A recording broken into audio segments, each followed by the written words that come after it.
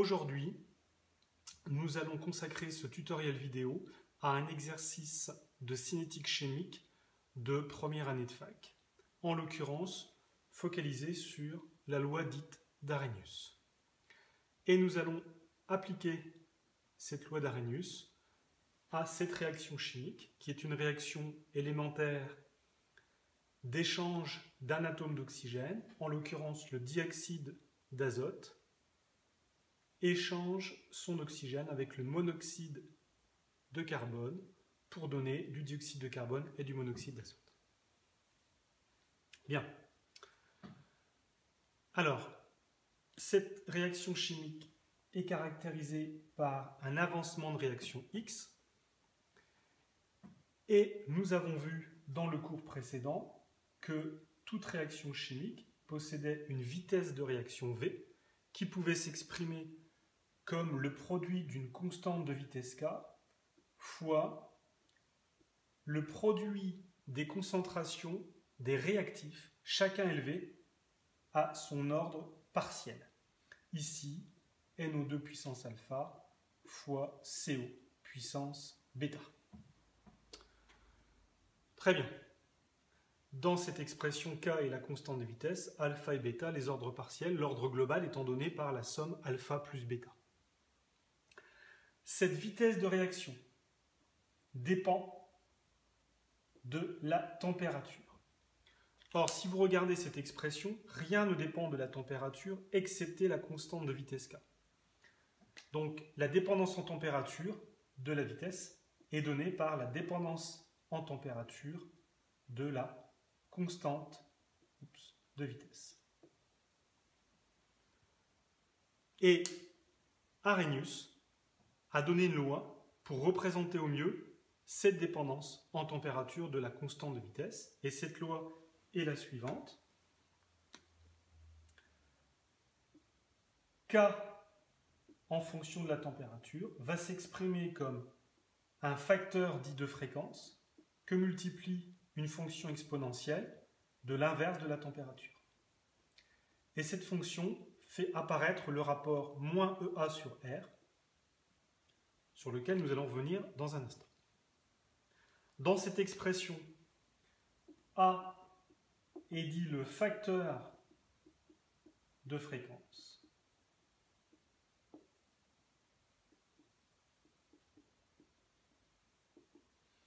et EA s'appelle l'énergie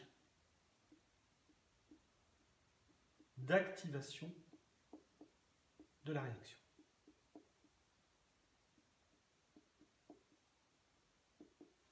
Que traduisent ces deux quantités?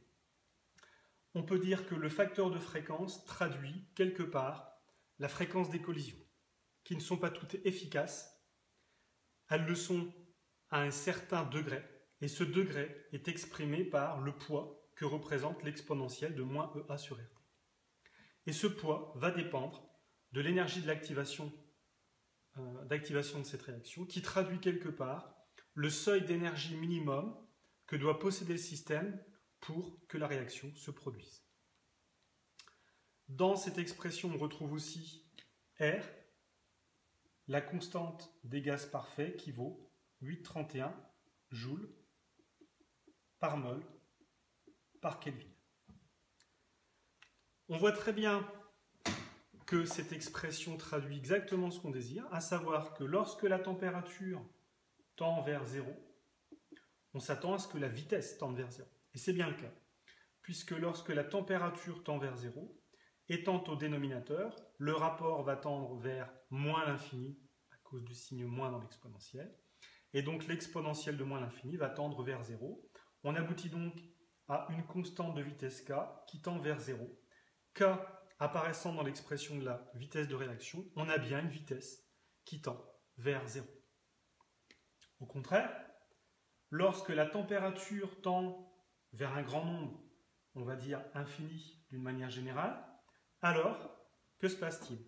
Lorsque la température croît de manière très grande, le ratio va tendre vers 0 et l'exponentielle va tendre vers 1 et la constante de vitesse va tendre vers le facteurs de fréquence, c'est-à-dire la fréquence des collisions, qui seront toutes efficaces dans ce cas de figure, exagéré bien évidemment. Donc on a une loi de vitesse qui représente, une loi de constante de vitesse qui représente parfaitement les choses. Et pour trouver les deux paramètres qui régissent cette loi, à savoir le facteur de fréquence et l'énergie d'activation, tout autre paramètre étant connu par ailleurs, R et T, eh bien, il nous faudrait en théorie deux équations, puisque nous avons deux inconnus. À savoir, il nous faudrait deux couples de valeurs, K1 obtenu à une température T1 et une constante K2 obtenue à une autre température T2 pour cette même réaction. De manière pragmatique, on dispose de plus que deux couples de points, puisque ici, vous voyez, les résultats expérimentaux nous proposent 5 couples de points, K1, T1, K2, T2, etc., jusque K5, T5.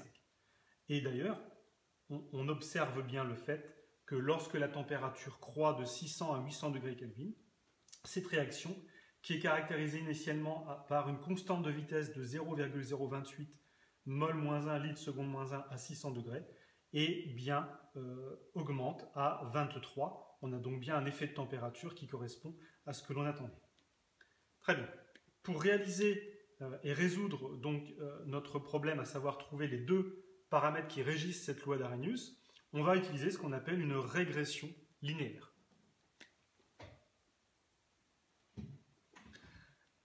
Donc, technique de la régression linéaire, qui est une technique très utilisée en sciences, que nous avons d'ailleurs utilisée dans le cours précédent sur la cinétique chimique et notamment la détermination des paramètres alpha, bêta et donc l'ordre global par la méthode dite des essais successifs. Voir tutoriel vidéo correspondant. Alors, la technique de régression linéaire est une technique qui consiste à déterminer un modèle dit linéaire, c'est-à-dire trouver les paramètres A et B dans l'expression y égale ax plus b. Donc, trouver ces deux paramètres. Si on prend un cas concret et qu'on porte les valeurs expérimentales observées y pour une variable donnée x et qu'on s'aperçoit concrètement qu'on obtient un nuage de points qui a une forme globale linéaire ici décroissante, alors réaliser la régression linéaire, c'est trouver le modèle linéaire, c'est-à-dire trouver A et B, tel que la droite d'équation y égale ax plus b passe au plus près de la distribution de points expérimentale. Alors, à la main ici, on peut deviner voilà, que la droite aura une allure à peu près comme ceci. Et donc, réaliser la régression linéaire, c'est trouver deux nombres, A, B.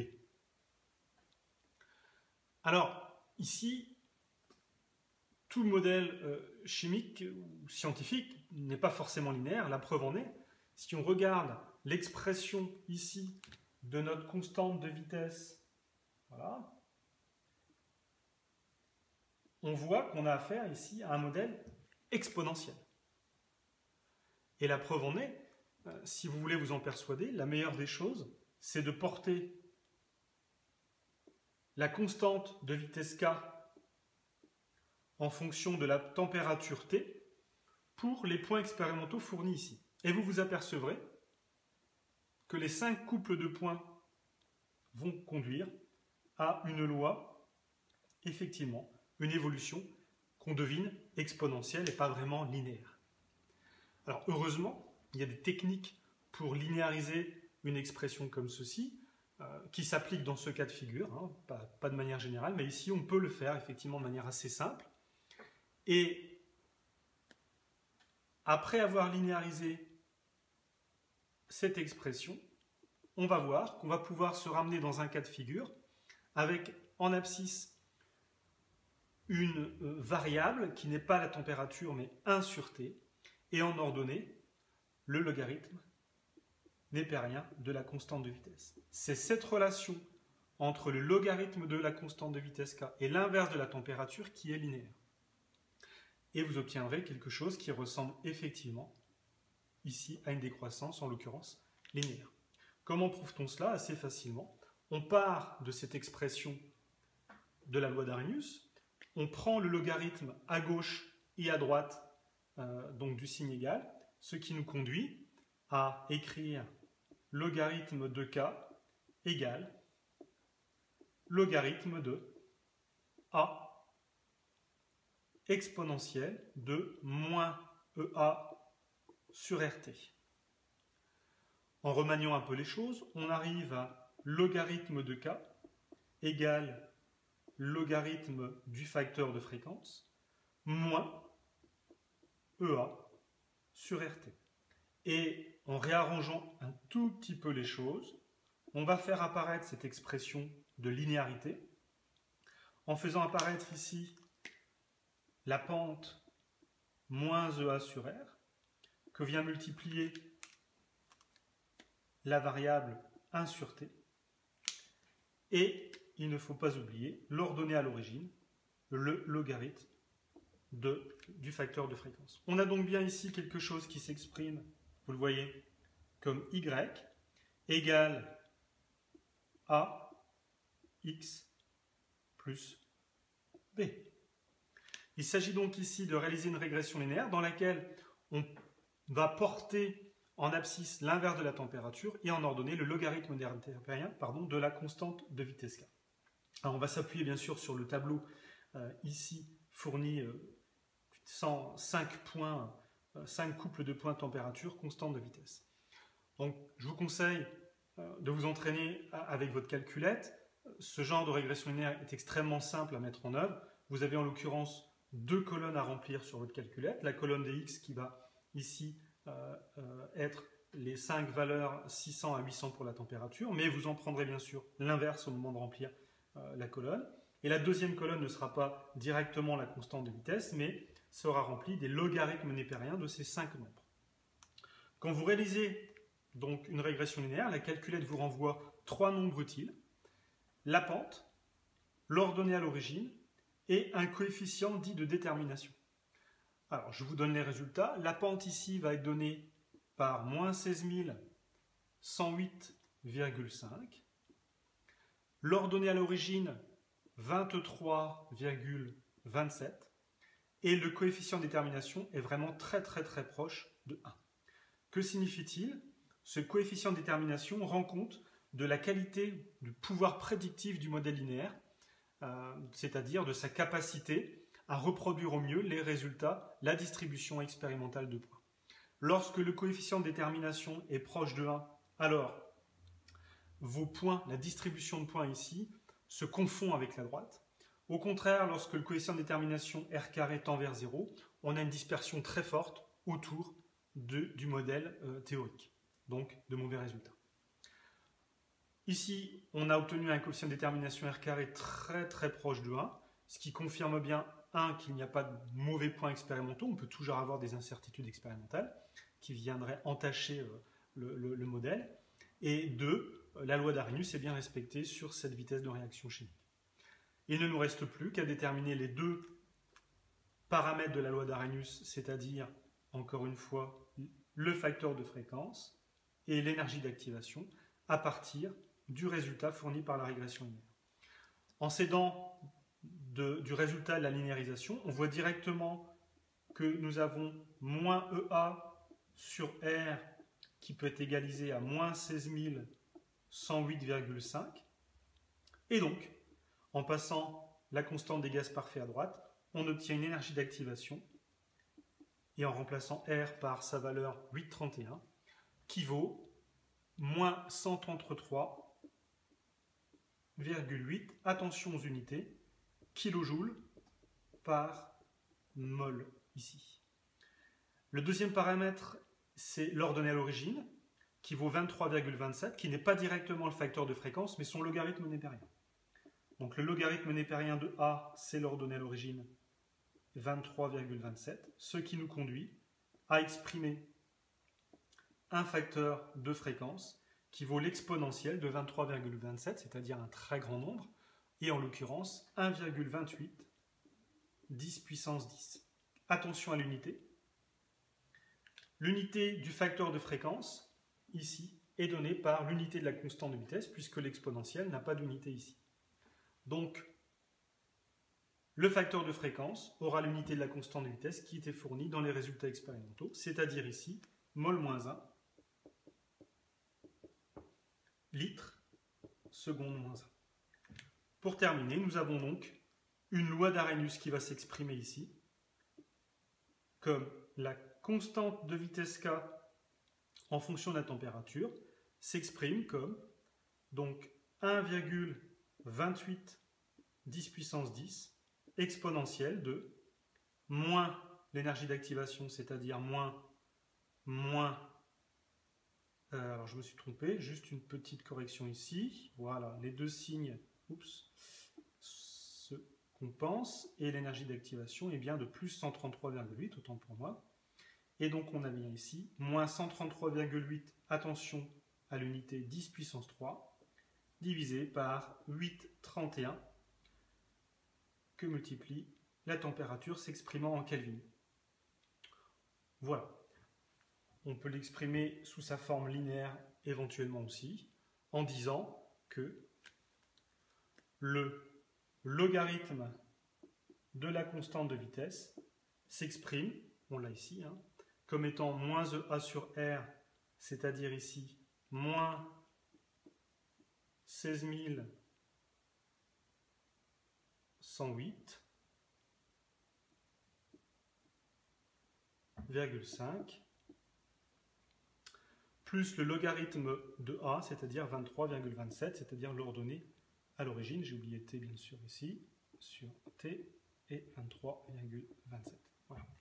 Donc on a bien quelque chose qui décroît, mais attention, c'est l'inverse de la température qui est donné ici en abscisse. Pour résumer la résolution de cet exercice, 1. La loi d'Arrhenius s'exprime comme K égale le facteur de fréquence fois l'exponentielle de moins EA sur RT. C'est une loi à deux paramètres, grand A, EA. Et il faut au moins deux couples de valeurs pour pouvoir accéder à la loi d'Arrhenius, c'est-à-dire accéder aux valeurs des deux paramètres. En général, les valeurs exponentielles nous sont données comme un ensemble statistique de points, et on utilise dans la pratique une régression dite linéaire pour accéder aux deux paramètres d'Arrhenius de manière statistique. Le coefficient de détermination nous indique la qualité du modèle, en l'occurrence ici quelque chose qui est très proche de 1. Voilà.